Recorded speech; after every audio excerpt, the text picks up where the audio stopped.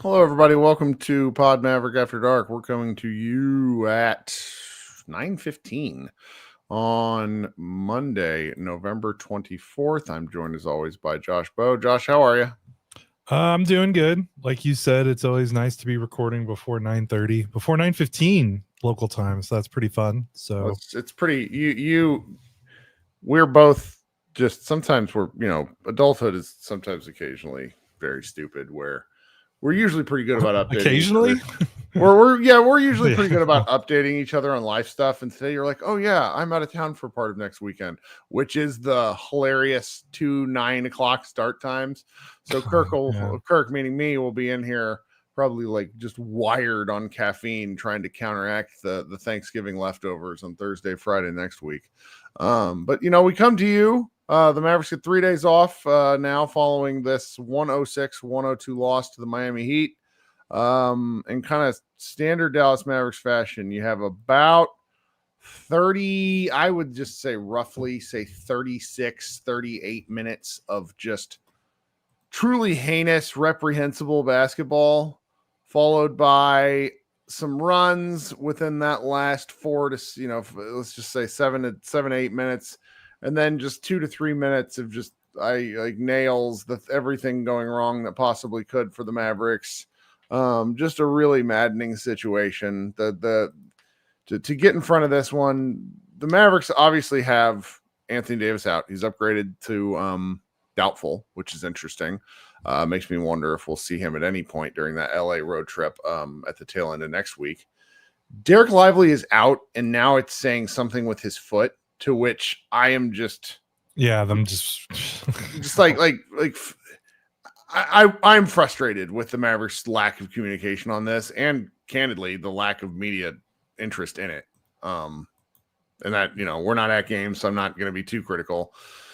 Not like you and I are answering questions, but so you got no Lively, no AD. Once again, just Gafford and Moussa Cisse. You're playing on 1 day's rest in Miami, first real road game against the Miami Heat team that their injury report, like they're missing like 4 rotation guys. And we're talking like top rotation guys. I mean, maybe I'm wrong about some of them, like Terry Rozier.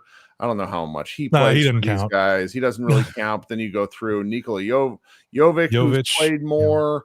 Andrew Wiggins and Norm Powell are absolutely part of their regular rotation. And they're out. Norm Powell's their best player right now. I don't think that's. I know Bam is a great defender, but like Norm is averaging 25 points per game. Right. On really good shooting for them. Like he is their best player. So you're watching this and you're going in there, and if you're paying any attention to pregame stuff, if you just kind of tune in and watch the Mavericks and have no idea what the opponents are doing, I miss doing that, quite candidly. I miss being overly involved in the games. But Brent, our guy Brent at Mavs Moneyball broke down their offense in a piece that I forgot to run until like 3 hours before the game, but it was really good. Devin Harris did some video breakdown during the game explaining the Heat just sort of drive lanes and the things that they do with this offense to give, I don't want to say less talented players, but it's a dribble drive offense. And it's they don't run pick and rolls. Yeah. And dribble drive stuff is rare in the NBA. There's just a lot of ISO mismatch stuff in the NBA that's different, where it's like you're still searching for lanes, but you're doing so based off of who's guarding you, not the space on the floor. And the Heat were interesting. The Heat are an interesting team. Now, they didn't have a lot of their good players, which makes them decidedly less interesting. But this game got pretty out of control about 4 times. We're talking, 10 to 13 points. And it looked like the Mavericks were about to die, only for the Mavericks to somehow sneak back into it repeatedly. I mean, I don't want to like burst anyone's bubble, because I don't think I'm saying anything like shocking, but there's an argument to be made. And frankly, our guy Isaac tried to make it today in our Mavs Moneyball Slack, that the Mavericks aren't near as bad as their record. And I'm just like, I look at some of these defensive numbers, the 3-point shooting, like the Mavericks. What did you say the 3-point shooting was for the Heat today? 19%, 5 of 27. The Mavericks aren't doing that. and the Heat are like the 5th best 3-point shooting team in the league. Like the Mavericks are affecting some of this. They're not getting top 3 in the league defensive like 3-point shooter 4 or whatever it is. It might be 3 after tonight because the Heat shot the ball so damn bad. 3-point shooting luck is we don't really know correlation or causation yet. Yeah, the standard line is kind of, if you want to judge 3-point shooting defense, judge the attempts, not the makes. It's a defense has more impact on taking away 3-point shots than necessarily limiting the percentage shot. I mean, obviously there's you can look and, if a team's contesting well and you're right in the jersey, but if you try to look at like tracking data and stuff, that's just like fool's gold. To a lot of smart analysts believe that. So it's best to just be like, are they preventing threes is usually what's considered the best 3-point defense. Yep. Now, because if you don't shoot them, you can't make them. And the Heat shot 27, which is not a ton. But really, their offense is funny. You said they're so unique. It's kind of perfect for the Mavericks defense. Like the fact that they don't run any pick and rolls. Like the Mavericks weakness is when you get them in space with the pick and roll and cause switches and mismatches, especially when they don't have Davis and they don't have Lively. Like, if you're attacking the Mavericks with Daniel Gafford at center, you want to get Gafford in the pick and roll and draw him away from the paint and get him guarding in space and then cause kind of a cascade of issues, forcing rotations. Well, the Heat don't do that. They don't run pick and rolls. They play fast and they play ahead with the pass and then they drive, like you said. And that kind of played right into what the Mavericks want to do defensively.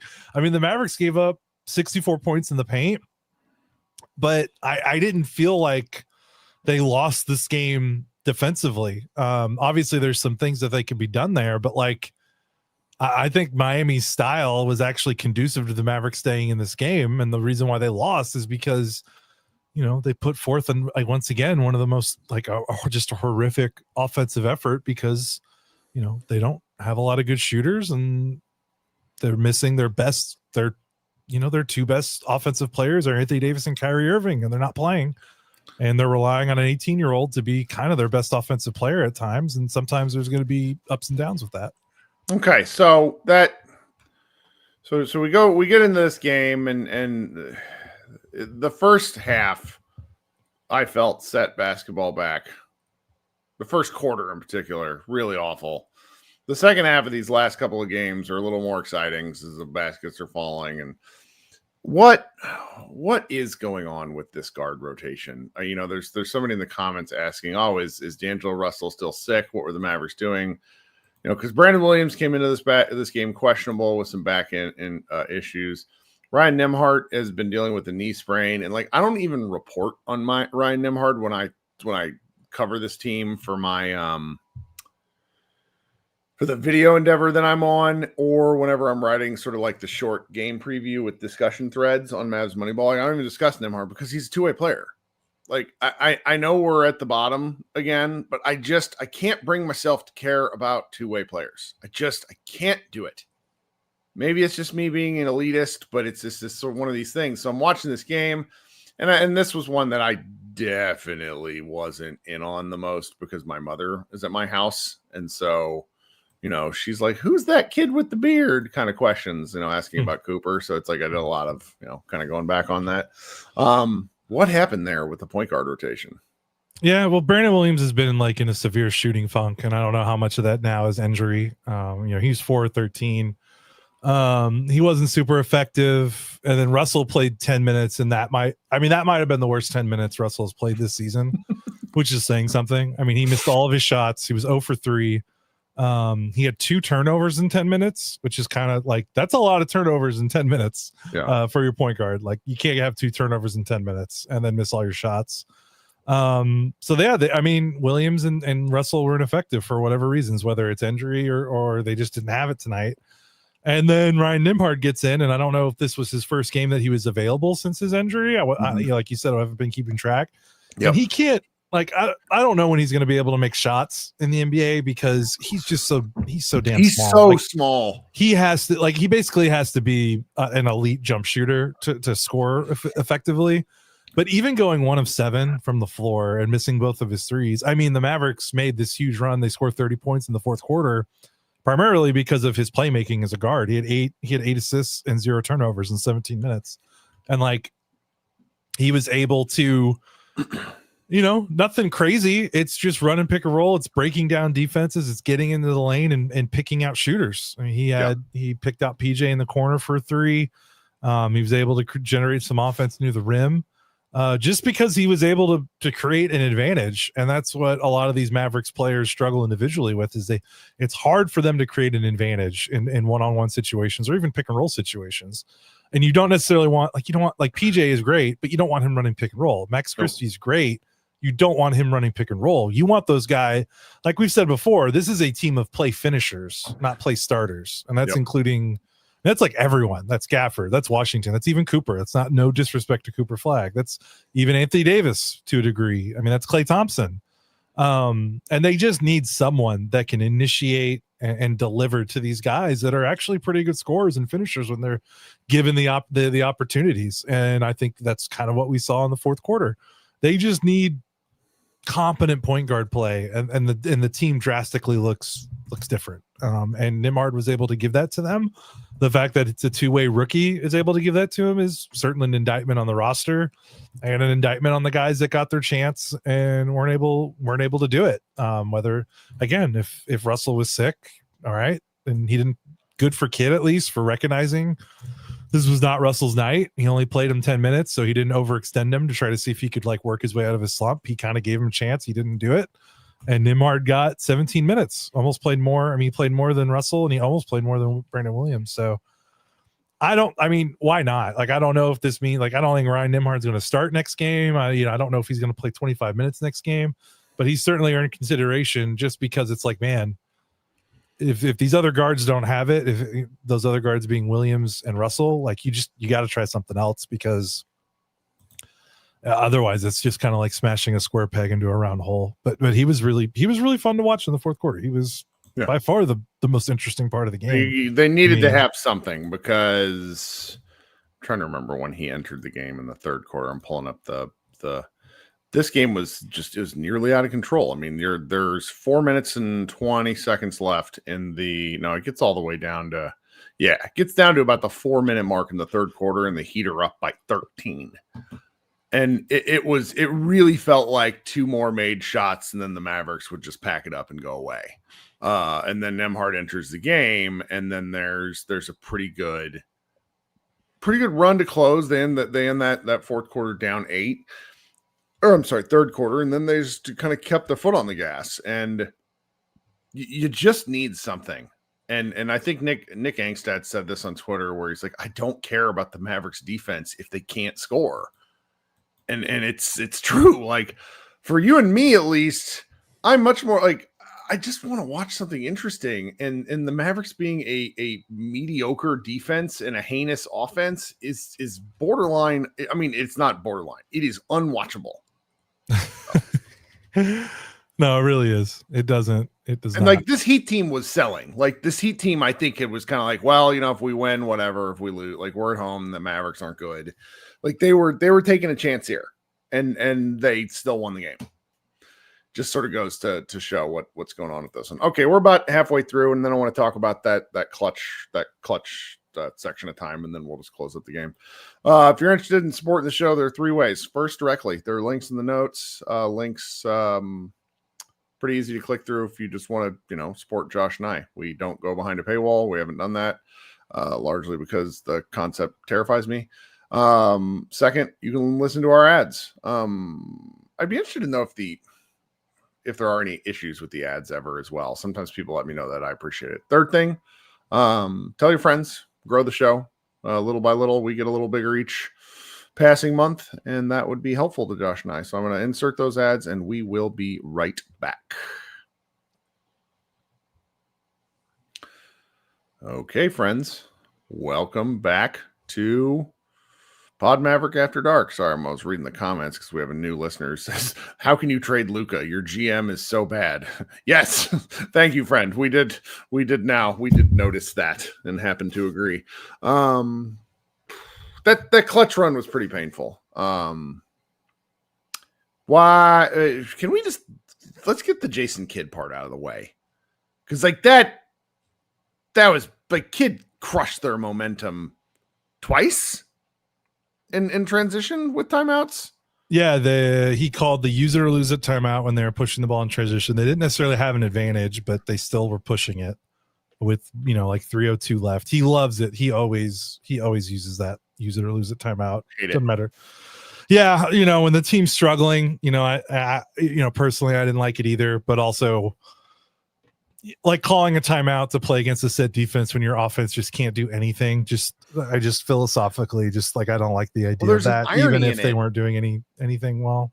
There's an irony in it. When he came to Dallas, he bucked against Carlisle doing that shit hardcore to the point to where there were like articles and stuff written about it, about how much they butted heads over the like control freak element of Carlisle. And so for Kid to become Carlisle in these situations is cracking me up.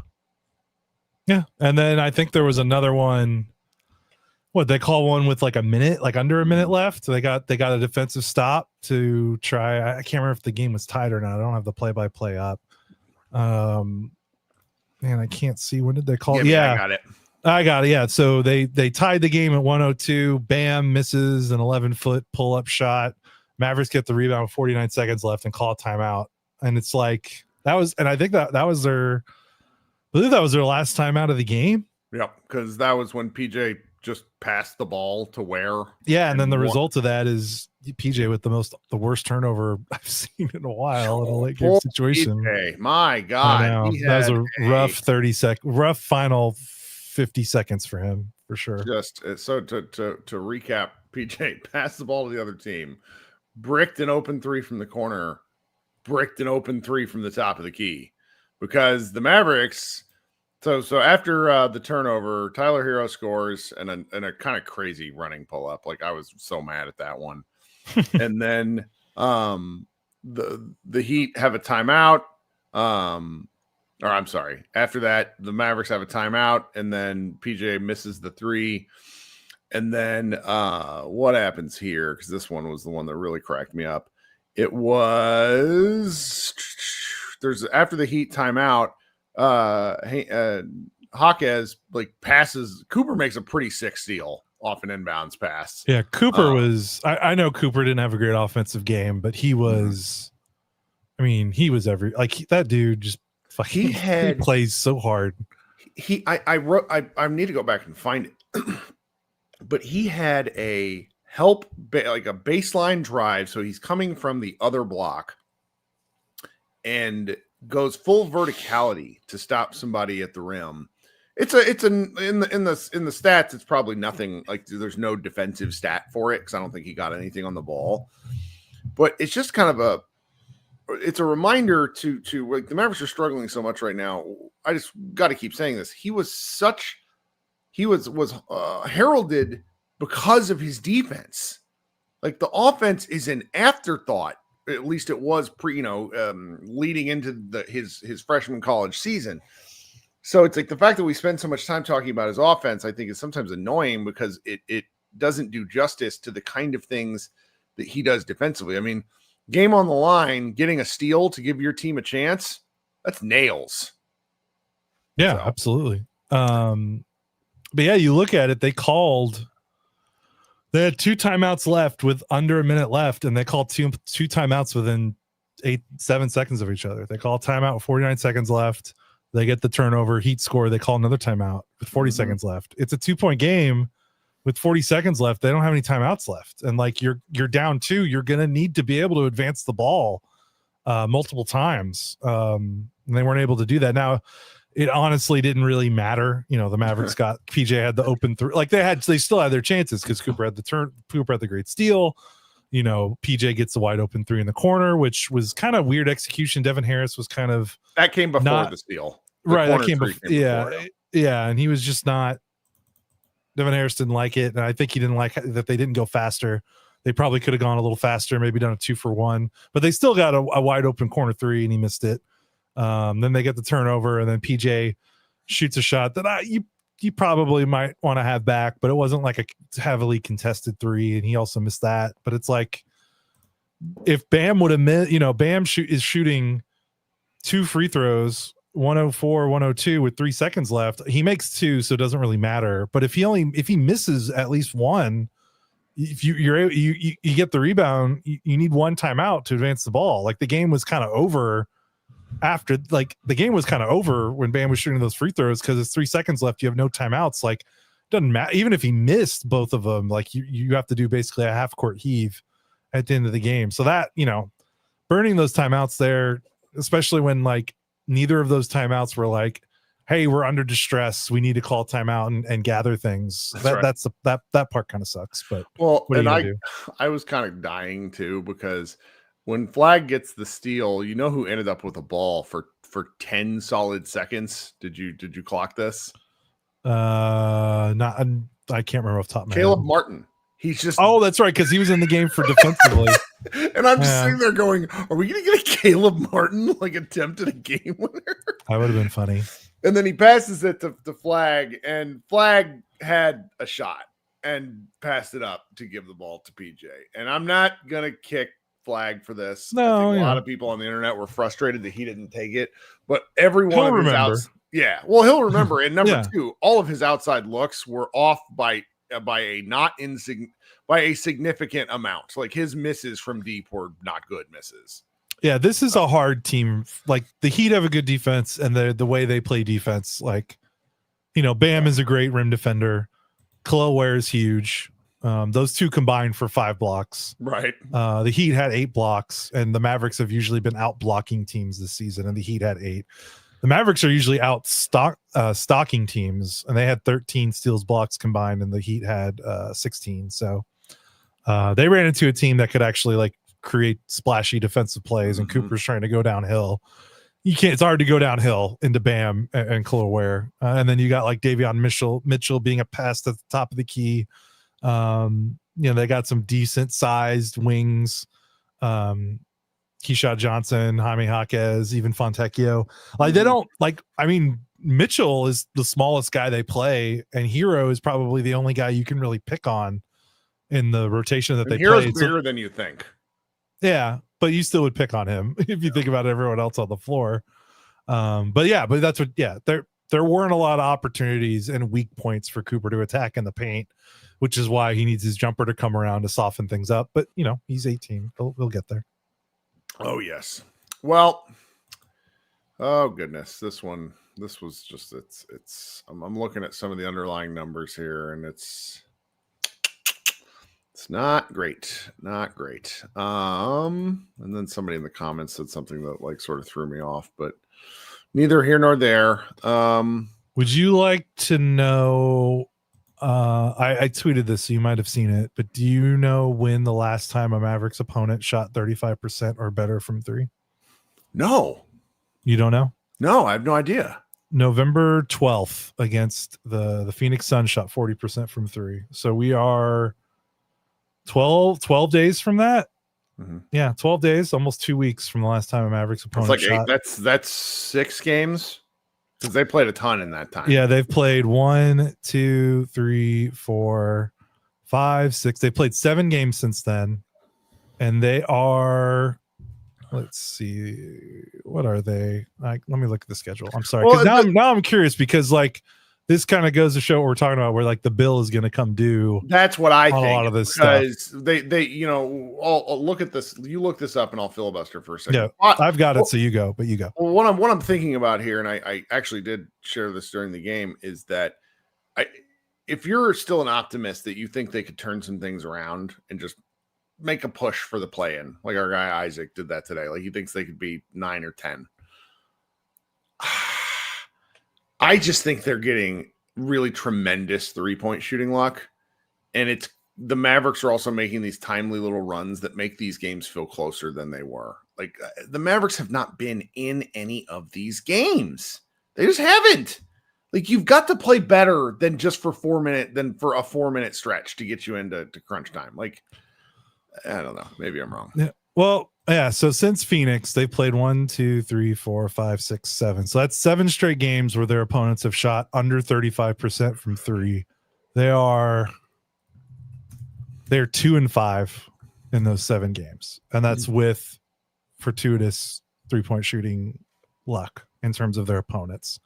Like if they play a stretch of games where like if they play like 5 out of 8 where teams are shooting 35% or better from 3 against them, they're going to lose like 8 of 10 or something. Like they're going to lose a lot of games. So these are the games that they really need to be winning, like when they're beating teams from the 3-point line like they did tonight, because we just know that this team is not a great shooting team.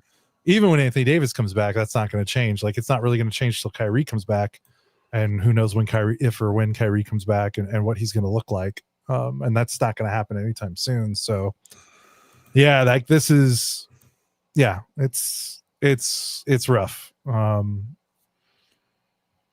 Oh goodness. It's they play harder. They're almost always the hardest playing team, and that's why that these losses aren't any worse than they are, but they're still losses. And like they're 5-14 now. And Isaac, like we talked about, like he had that take in our Slack that like, hey, I think they're going to make the play-in. And you look at it and the teams ahead of them, so they got to get to 10th. Here are the teams, the 4 teams ahead of them. So 9, 10, 11, 12. The Mavericks are 13th. Clippers, Jazz, Grizzlies, Trailblazers. Like, I don't think any of those teams are good. Now, that's not to say the Mavericks are good, but like, would it shock you if the Mavericks finished above the Memphis Grizzlies in the standings this season? Like, wouldn't shock me. Would it shock you if Would it shock you if they finished above the Utah Jazz, who are also not really trying to win either, or like the Portland Trailblazers? I think it would shock me. The Blazers would shock me. Okay, the Blazers are trying to win. Yeah, the Blazers are trying to win. But like Memphis or Utah, that wouldn't shock me. Maybe the Clippers, because the Clippers are trying to win, but the Clippers are a mess. Like I think they could maybe make the play-in as a 10th seed, but not necessarily because they started playing better. Like they just might back into it, because I think the bottom of the West is just it's a tar pit, man. It is not. The drop off after Golden State is horrific. So I don't know, but they're not going to do it if they keep losing these games where they're shooting better from 3. Like that's just, it's going to eat away at them at some point. Like they're gonna hit a stretch where they're going to play some teams that bomb them away from 3, and it's going to be like, man, if they could only have won, like if they won. They could have won any of the last. They've lost 3 out of their last 4. They could have won all 4. They were all 4 of them were clutch games. So it's like they're going to look back at this stretch if they really do decide to kind of pack it in. And this is a lost season. This stretch of games, I think, in November is what they're going to look back on. We shall see. Okay, I'm going to try to host a secondary show. Nobody joined the other night. It was kind of sad, but I also don't blame anyone, because if you're not into this. It's like it's very easy to be like, I'm not going to do this right now. Too many other options. All right, so it's Monday night. Mavericks play the Lakers and Clippers Friday, Saturday, which means we go Tuesday, Wednesday, Thursday. Probably no shows. I have family in town. You're going out of town. It's going to be the first sort of lull in our posting schedule. But we did just get off of basically like 7 games and 9 nights thing, where I think we probably posted 16 podcasts. So you guys might be ready to have enough of us. All right. I'm going to post that link and then show everybody that wants to join can talk a little hoop. Josh is going to go do something else, and we will talk to you guys. I will at least be talking to you guys on Friday night. Probably not on Josh's front. He's going to be out of town. Enjoy your holiday. For those of you that celebrate it, I don't know. Just it's take things slow is my recommendation, everyone. All right, bye. Talk to you guys soon. Go Mavs.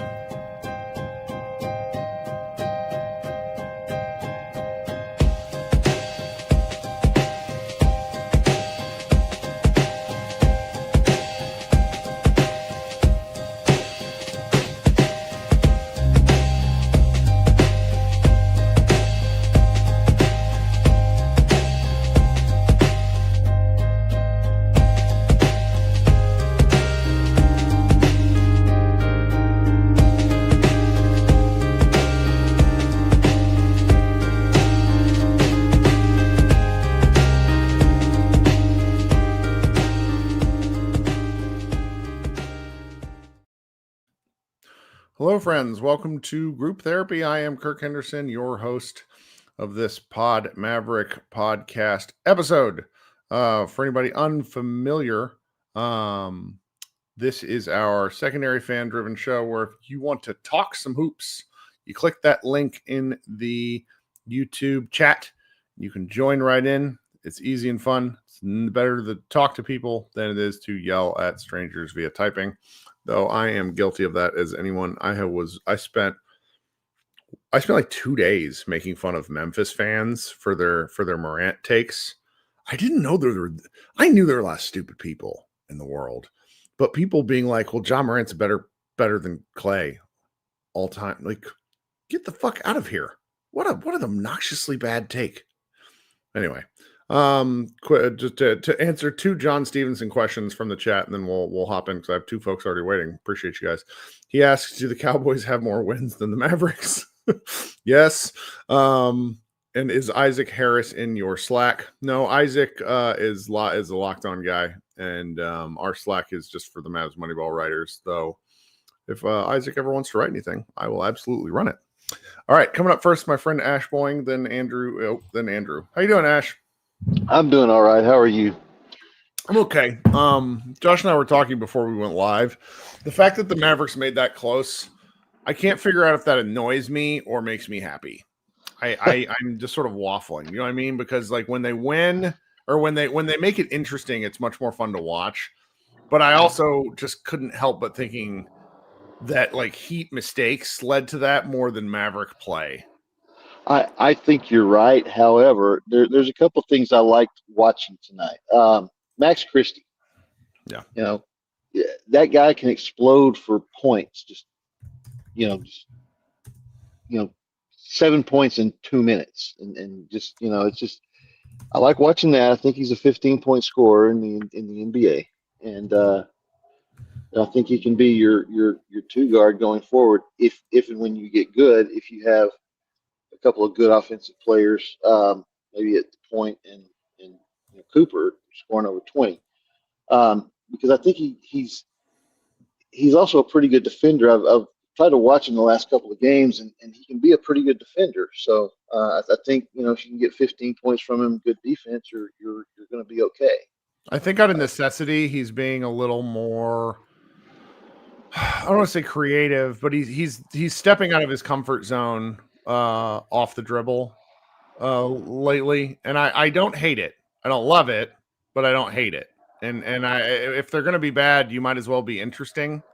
Right. And he's young enough still to where I want to see what he could add. That's my take on this season is that this season needs to be the continued development of Christie and the actual development of Cooper Flag, and that's those should be the 2 main priorities, because you're not going to I don't care what anybody else thinks, you're not getting to 10. You're just not. And so, plan for the future. And, with that said, I figured out a couple of Anthony Davis trades I'd like to see that might help us out.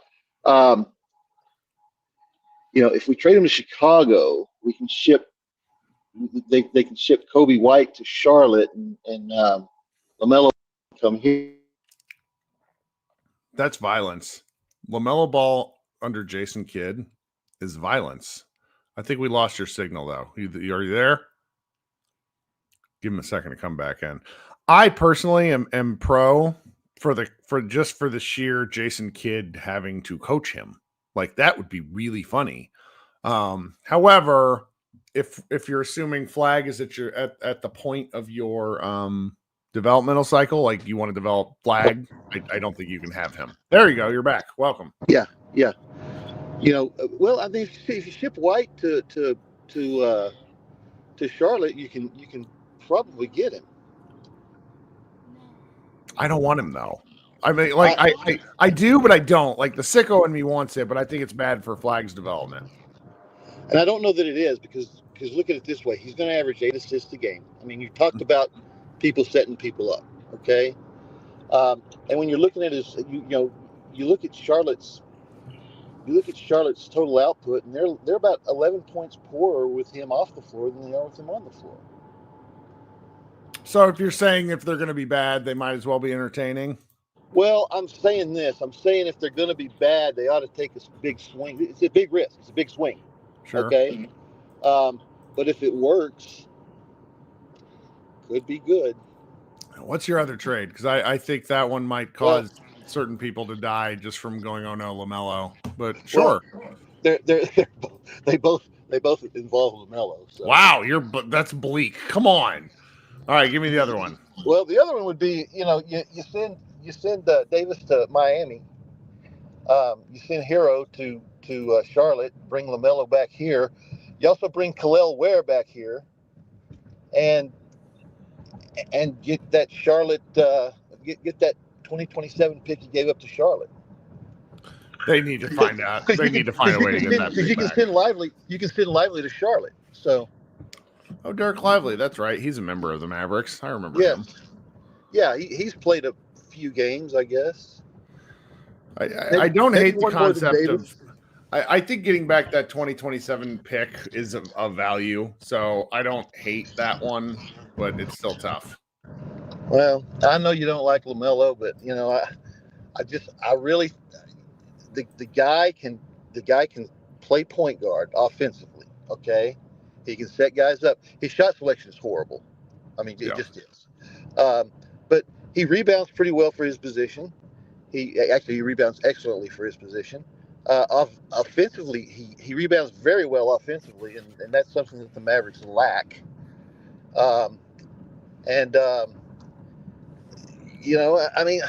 just think that if you can make it work, as I said, it's a risk, but if you can make it work, it could be special. I mean, like a point guard room of Kyrie Irving, Jason Kidd, and LaMelo Ball, just three of the more unique personalities in NBA history together. That's not horrifying at all.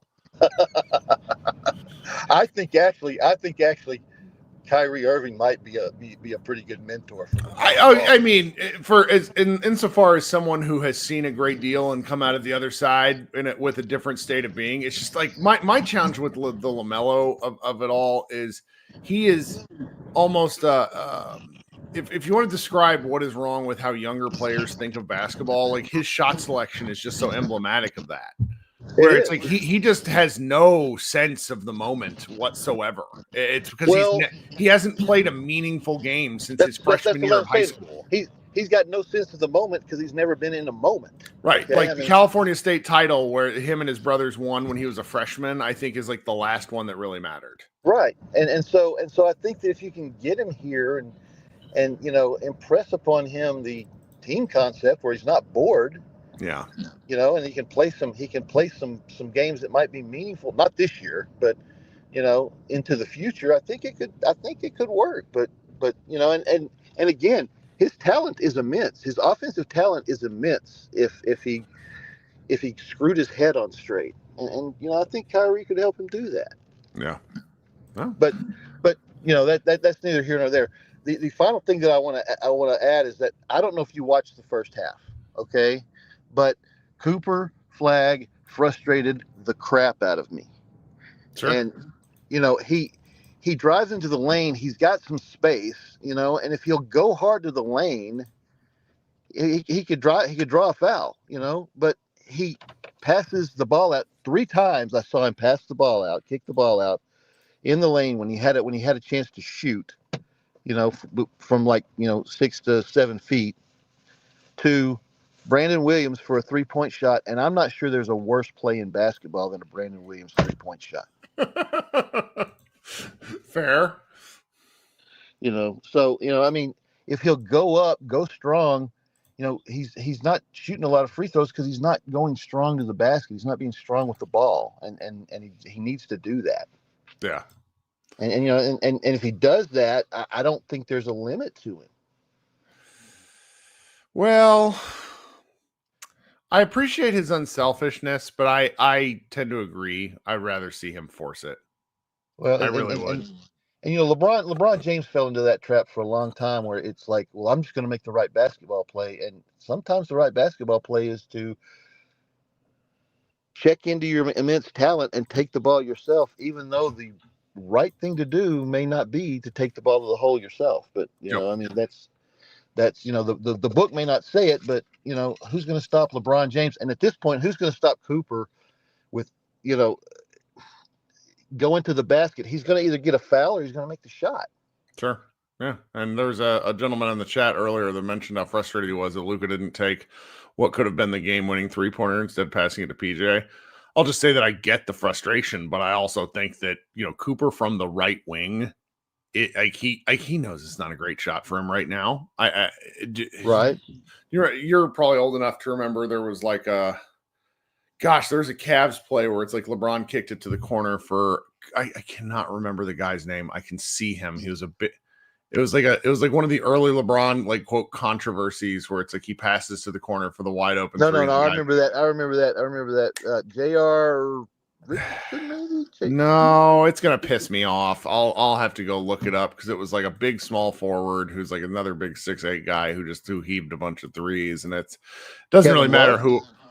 no, it's pre-Kevin Love. We're talking early LeBron days, like first go round, where it's like he makes the right read to the corner, and then like Sports Center for the next 2 days was talking about him not hitting, him not, going hero ball. And that's just, and they did that. I mean, LeBron did that a lot. LeBron always made the right play, but sometimes the right play is put your head down and go to the basket. Mm-hmm. I understand. And that's just kind of the way it is, But hey, Danielle Marshall. Yes. Wow. There we go. Sorry. Thank you, Google. I was like sitting there going, Marshall. Who the hell was it? Then I remembered the first name. There we go. Well, yeah. So I'm going to go ahead and hang up and listen, but I appreciate you guys. Oh yeah. Talk soon. All right. Bye-bye. All right, bye. All right. Andrew's coming up next. How you doing, Andrew? Welcome to the show. I'm doing well. How are you, sir? I'm good. It's 10 o'clock. We're This is early, It's definitely nice, man. But kind of going off of what the last guy was saying, and you talking about LaMelo, like it would be hilarious. But honestly, I'd rather have Colin Sexton off that team. Like he's the more gettable player for sure.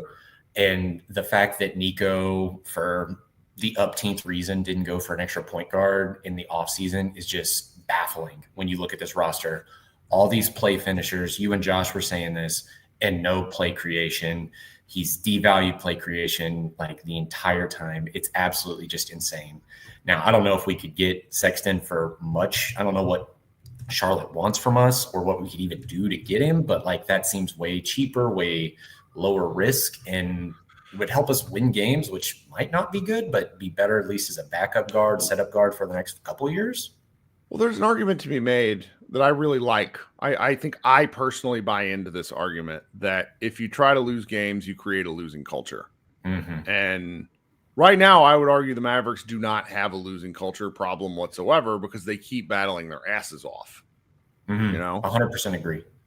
So, and in fact, to add to that, like the hustle of these games is arguably, like, I'm here to watch Flag, of course. But the only reason like it's worth staying in is because they have made these runs. So even though it is ugly, it is dirty, and they're just mucking it up, like it's fun in the fourth. So, or at least entertaining. So I'd take that. And as much as I was kind of out on Kid during the year that we got or the year before we got lively in the draft, like I was kind of along with Nick from Locked On Mavs when he called for Kid's head. I was like, yeah, I totally agree at the time. And he's really proved me wrong since then. I don't know how he's gotten these guys to play this hard. It doesn't make any sense. Well, I think it does help with the makeup of the players. Like that's why he I think we'll find out eventually. Similar to like the Christian Wood, who he apparently didn't want any part of. There's just guys. I think Kid has a pretty good idea of who will play hard, which is why he didn't really like D'Angelo Russell. That's just my take. The guys that he tends to have in the game, like Gafford's probably the greatest example, just because Gafford's biggest asset can occasionally be his Achilles heel, where it's just like he goes so hard all the time. And sometimes it works against him. But this whole lineup of dudes really does play hard, and it's fun. Yeah, I mean, you can't help but love effort, especially after we as Mavs fans have kind of gotten our hearts ripped out. It's like, man, it's hard not to root for these guys when they're playing hard. Like, you gotta love it. Like, there's a part of you that's just always going to enjoy that. And you bring up Gafford, that kind of makes me think of what I wanted to talk about next. Is like, the defensive glass has just been abhorrent, it feels like, when he's out there. And I had some buddies that were like, man, Gafford's better than Lively. I was like, he might be a better finisher, I'll give you that, but like, Lively on defense and the defensive glass, it feels night and day as you're watching it. And I feel like not having Lively or AD to do defensive rebounding and just Gafford only, it is ugly. It's a big deal. Like, one of the things about Gafford that you noticed when they played Memphis is he actually is just 6'9". Yeah.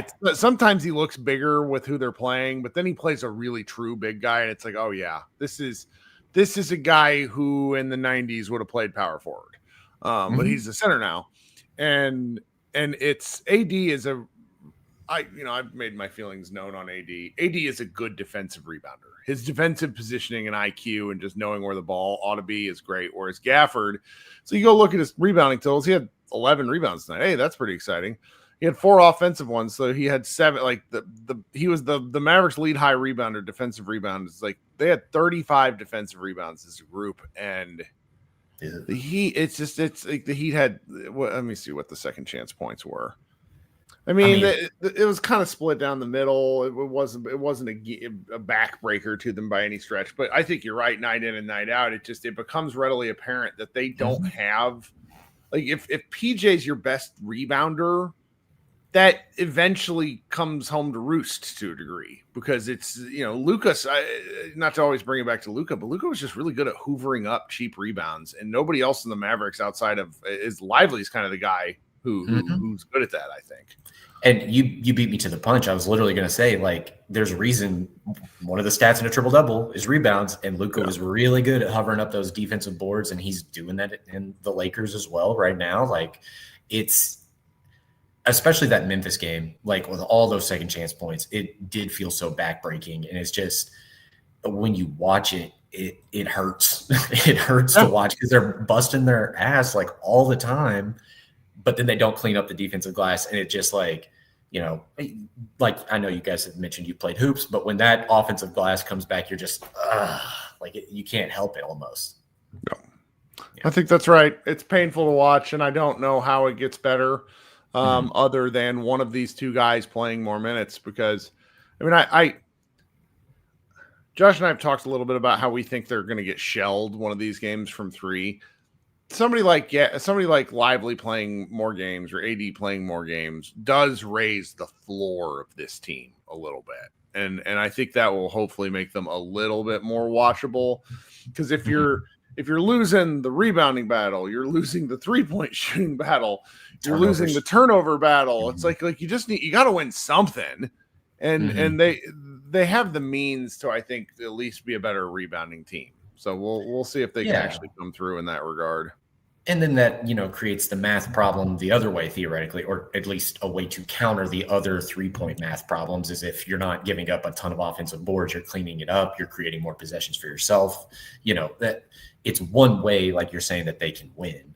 And the other thing that you chimed in on was, like, if PJ's your best defensive rebounder, you got problems. But I think PJ's just generally overtaxed in general, because, like, he's having to initiate so much more than obviously he did when Luka was here. And we brought him in to be a play finisher for Luka and to be a defensive stalwart and do all that. And it bums me out to, like, watch him struggle, because, like, I'm rooting for him. I want him to do well. And he still is. Like, I still enjoy watching him for sure, but I hate to see him overtaxed. Yeah, I think it's fair. Yeah. Anyways, thank you. No, of course. All right, guys, this has been Kirk Henderson. This has been Group Therapy. Kind of a short one tonight. We'll be back on Friday. Lakers game is going to provide takes. So thanks so much for hanging out with us here, guys, and always showing up to follow along with the show. Appreciate everyone. Be good. Go Mavs.